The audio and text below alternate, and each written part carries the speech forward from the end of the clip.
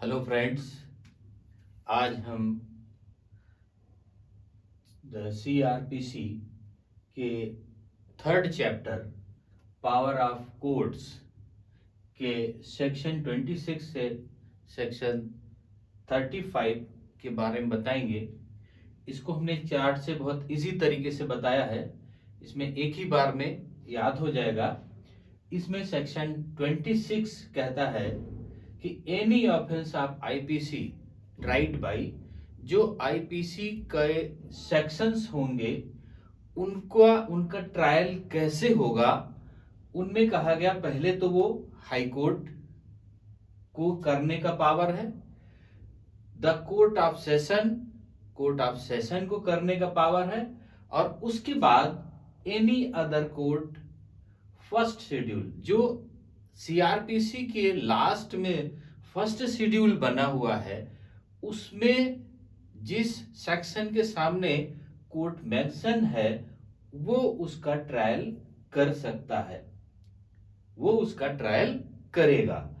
अब इसमें से लास्ट में कहा कि जो section 376, 376A, 376B, 376C, 376D and 376E, ये जो सेक्शंस हैं ये tried bye a court prescribed over by A women, उस कोर्ट के द्वारा इनका ट्रायल होगा जिस कोर्ट का जज एक वुमेन होगी। एक महिला जज की कोर्ट में इन सेक्शन से पीड़ित किसी महिला का ट्रायल किया जाएगा। अब इसी में सेकंड बात कहा गया कि any offence under any other law tried bye सच कोर्ट। अब इन्होंने कहा कि जैसे कोई इससे अलग लॉ है तो उसकी जो कोर्ट बनी है उसी कोर्ट में उसका ट्रायल किया जाएगा। सपोज करते हैं कि SC ST का कोर्ट अलग है, SC ST schedule tribe schedule caste का कोर्ट जो है अलग है। तो अगर कोई भी व्यक्ति SC और ST की धाराओं से पीड़ित है तो उसका ट्रायल SC और ST कोर्ट में चलेगा, इसका मतलब ये हो गया। और अगर ऐसा नहीं है, वे नो मेंशन, जब ऐसा मेंशन नहीं है, या तो उस कोर्ट को मेंशन हो उसमें चलेगा, नहीं तो उसकी पार्टिकुलर कोर्ट बनी हुई उनमें चलेगा। अगर ऐसा मेंशन नहीं है तो हाई कोर्ट और एनी अदर कोर्ट, माननीय उच्च न्यायालय या और दूसरी कोर्ट जो फर्स्ट शेड्यूल में लिखी हुई है उनमें से उसका ट्रायल किया जाएगा। तो ये एक सिंपल सी बात थी ये 26 में कि हाई कोर्ट कर सकता है, द कोर्ट ऑफ सेशन कर सकता है, या जो सीआरपीसी के बाद में फर्स्ट शेड्यूल में धाराएं लिखी हैं, सेक्शंस लिखी हुई हैं, उनके सामने जो कोर्ट मेंशन है वो कोर्ट उसका ट्रायल करेगी।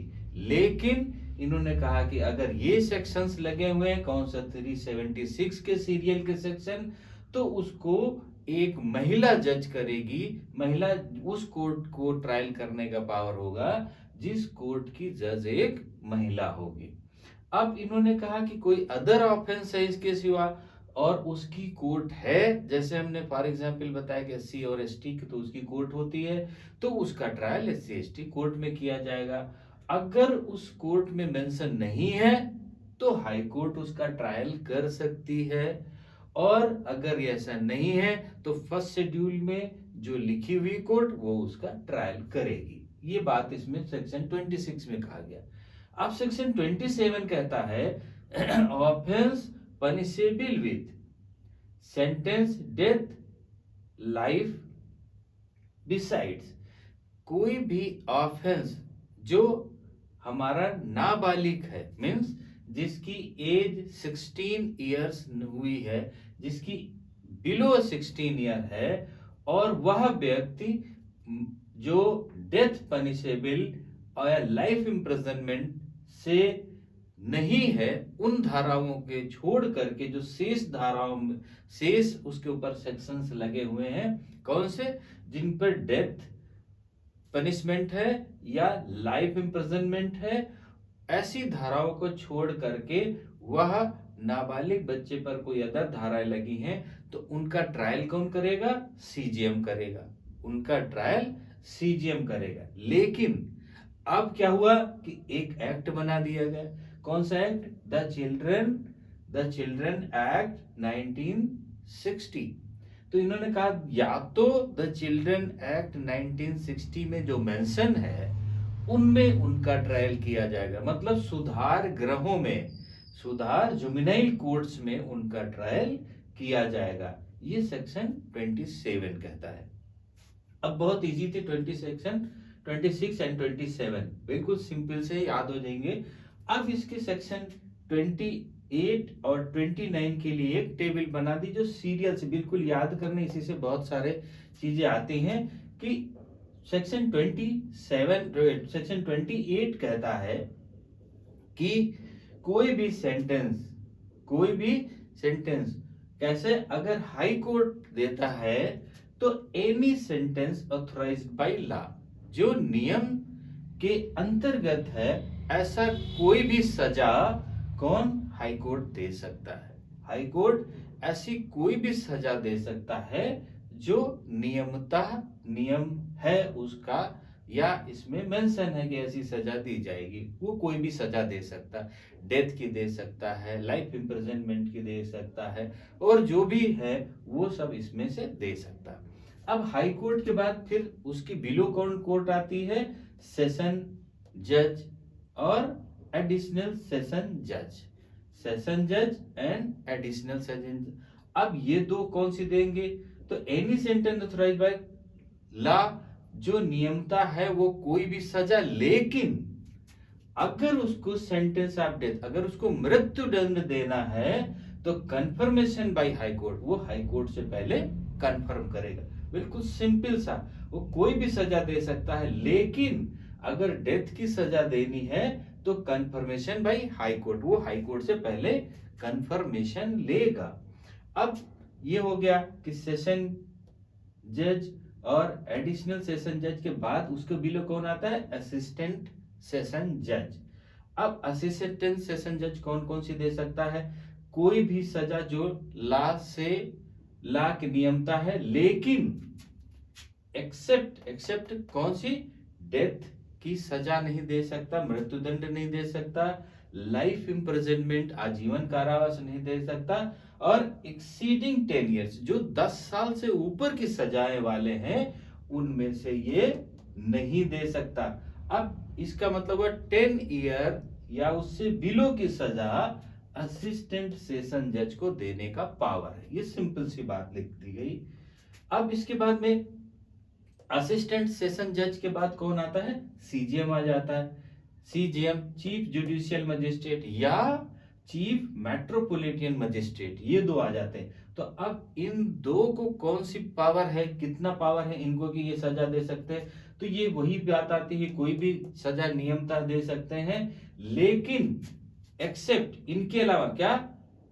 एक्सीडिंग 7 ईयर्स, जो 7 साल से ऊपर की सजाएं हैं वो सजाएं सीजीएम या चीफ मेट्रोपॉलिटन मजिस्ट्रेट नहीं दे सकता। इसका मतलब 7 ईयर्स या उससे बिलो की सजा कौन? सीजीएम दे सकता है या चीफ मेट्रोपॉलिटन मजिस्ट्रेट दे सकता है। अब उसके बाद इसके बाद कौन आता है? फर्स्ट क्लास मजिस्ट्रेट या मेट्रोपॉलिटन मजिस्ट्रेट। इसके बाद कौन आता है? फर्स्ट क्लास मजिस्ट्रेट या मेट्रोपॉलिटन मजिस्ट्रेट। अब ये क्या कर सकता है? ये भी कोई सजा दे सकता है, लेकिन एक्सीडिंग 3 ईयर्स, जो 3 साल से ऊपर की सजाएं हैं वो ये नहीं दे सकता। इसका मतलब केवल कौन सी सजा दे सकता है? 3 साल या उससे बिलो वाली सजाएं कौन? फर्स्ट क्लास मजिस्ट्रेट दे सकता है। अब इसके बाद इसमें क्या कर सकता है कि फाइन नॉट एक्सीडिंग 10,000 रुपीज, 10,000 रुपए से ज्यादा का जुर्माना नहीं लगा सकता। क्या कर सकता? 3 साल या उससे नीचे की सजा दे सकता है और 10,000 रुपए तक का उसको जुर्माना कर सकता है, या दोनों चीजें कर सकता है, सजा और जुर्माना दोनों कर सकता है, लेकिन 3 साल से ऊपर की नहीं कर सकता। ये क्या है, फर्स्ट क्लास मजिस्ट्रेट की बात कर रहे हैं।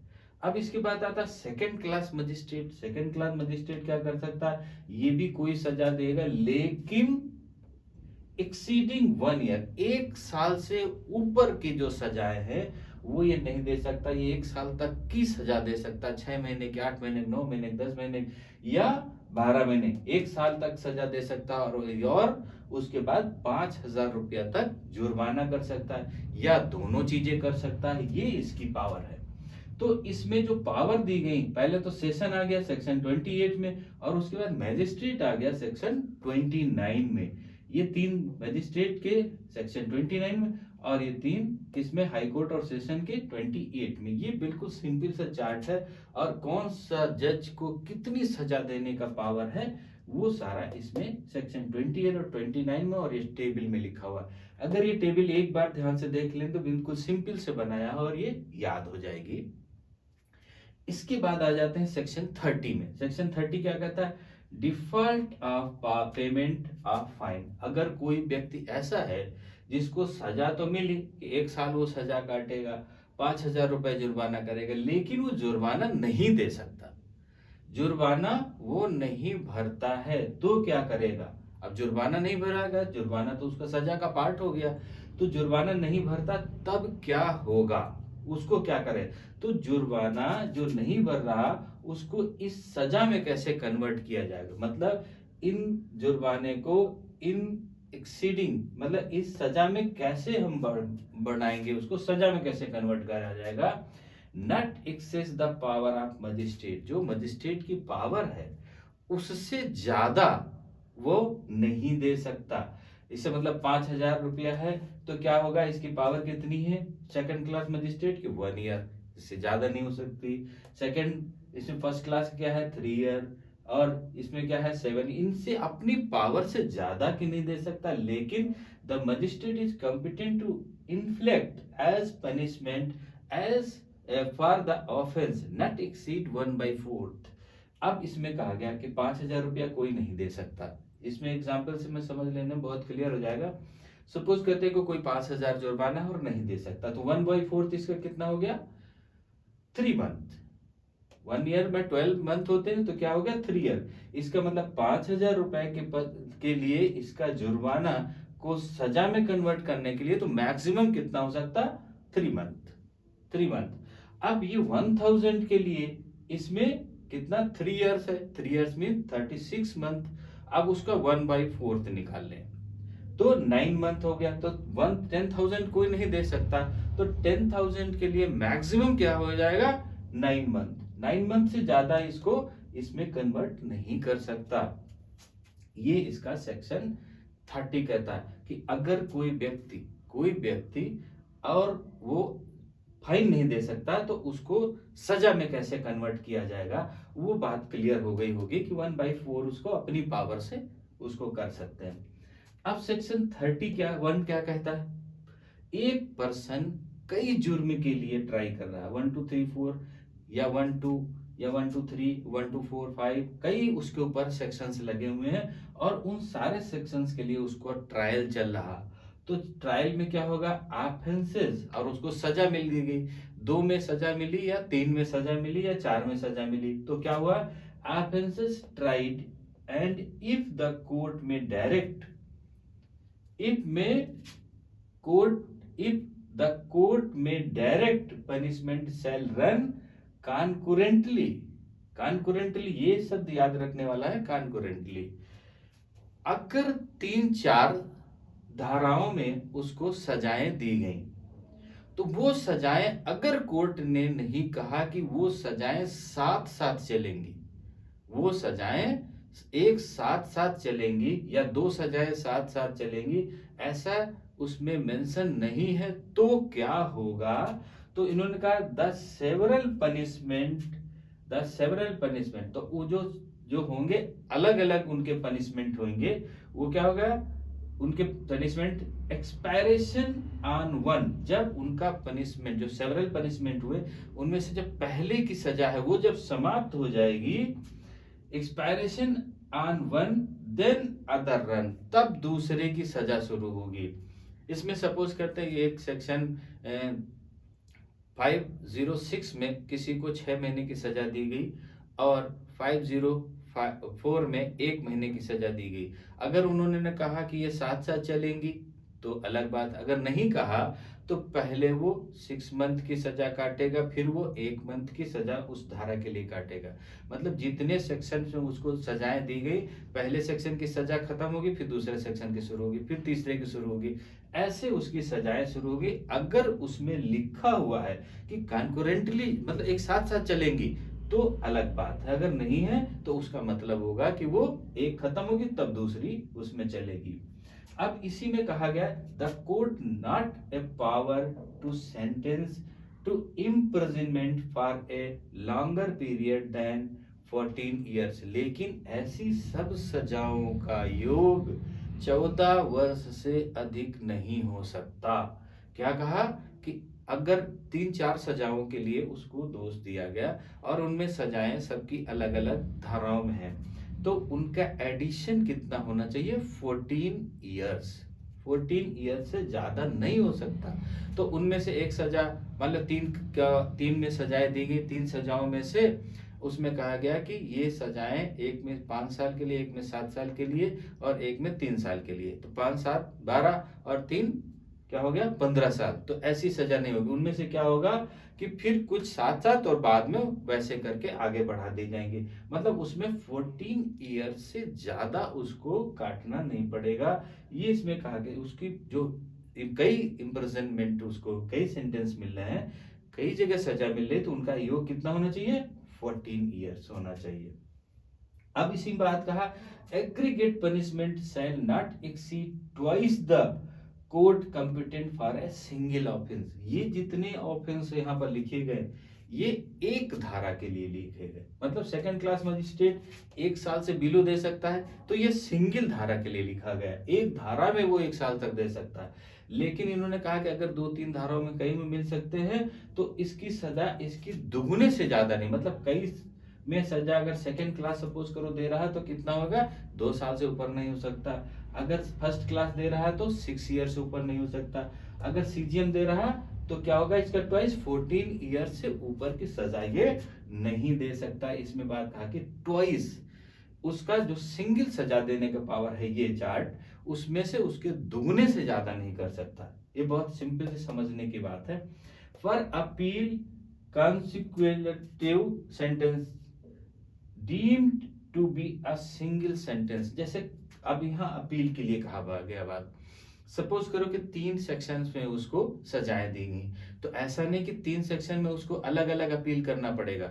वो 3 सेक्शन की सजाएं एज ए वन काउंट होगी और उसको एक अपील में तीनों मेंशन हो जाएंगी। ये इसमें बात कही गई कि हाँ अपील करते हैं तो फॉर सेक्शन 302, फॉर सेक्शन 506, 506 ऐसे के लिए, तो उनमें कहा उनको कंबाइंड एक में सजा को मान करके एक सिंगल सेंटेंस एक सिंगल सजा मान करके ही उसकी अपील में माना जाएगा। ये इनमें बात कही गई।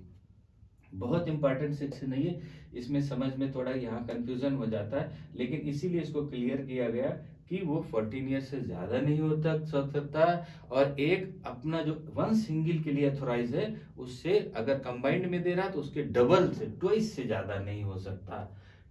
ये सेक्शन 31 में बात कर। अब सेक्शन 32 क्या कहता है?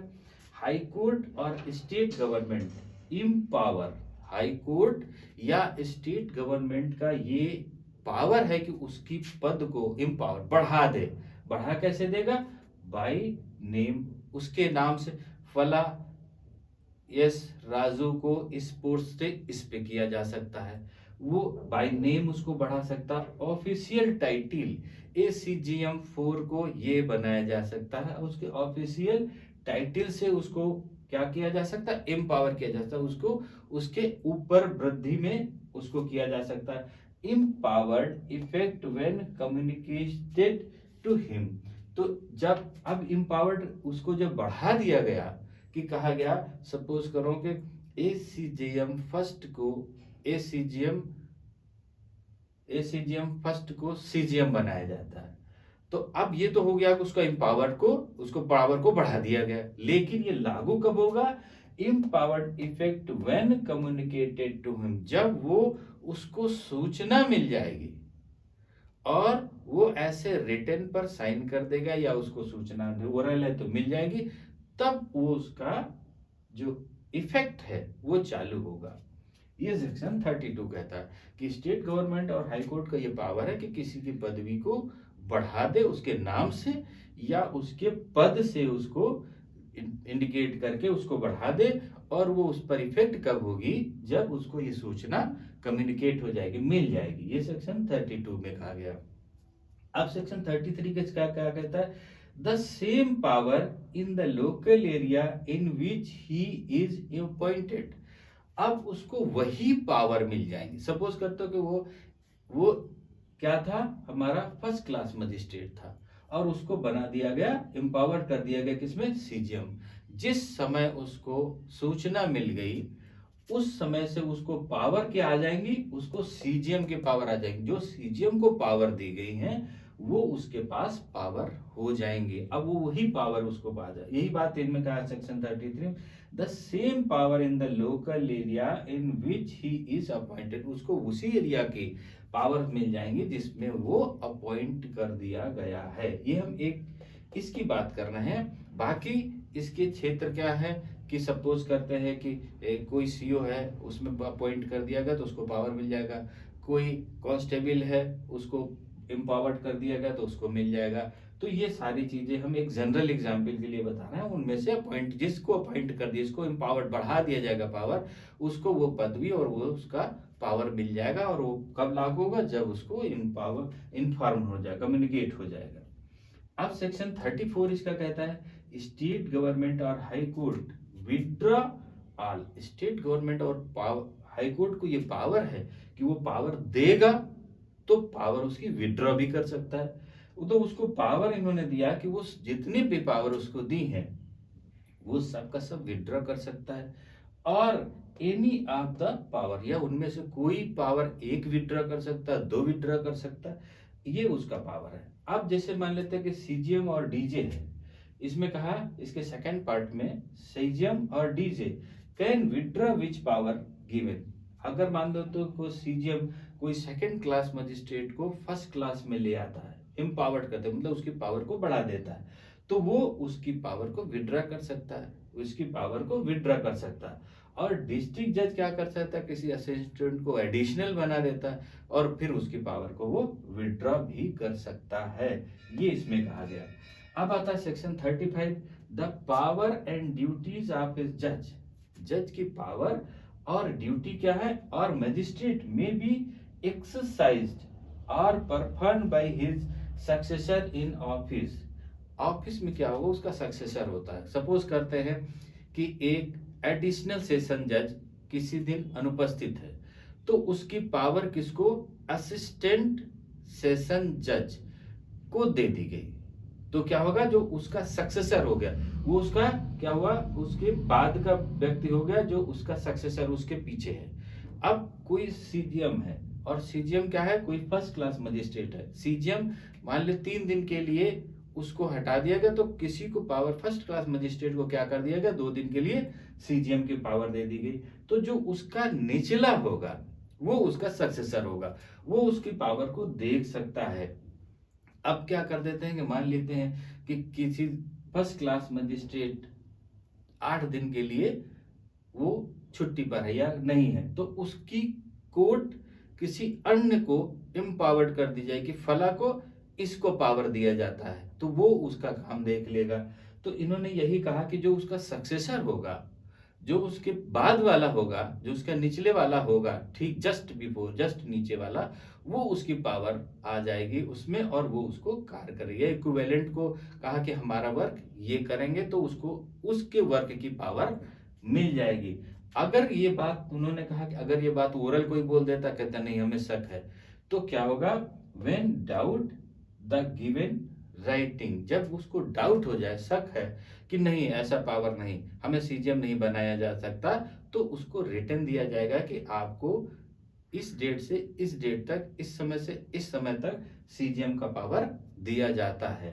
तो इस तरीके से इसमें सेक्शन 35 में कहा गया। तो इसमें जो चैप्टर थर्ड था बहुत इजी चैप्टर था, लेकिन अगर इसको सिस्टमेटिक ढंग से पढ़ेंगे तो ये याद हो जाएगा। अगर इसको सिस्टम से हटा देंगे तो इसको 10 बार भी पढ़ेंगे लेकिन याद नहीं हो पाएगा। तो पावर ऑफ कोड्स, कोड्स की पावर क्या थी वो बिल्कुल सिंपल चैट में लिखा हुआ है। इसको एक बार लेकर के अगर देखेंगे तो सारी चीजें बिल्कुल ओरल ही याद हो जाएंगी। सीआरपीसी वेरी इजी है, अगर इसको सिस्टमेटिक ढंग से पढ़ा जाएगा तो ये बिल्कुल टफ नहीं लगेगी।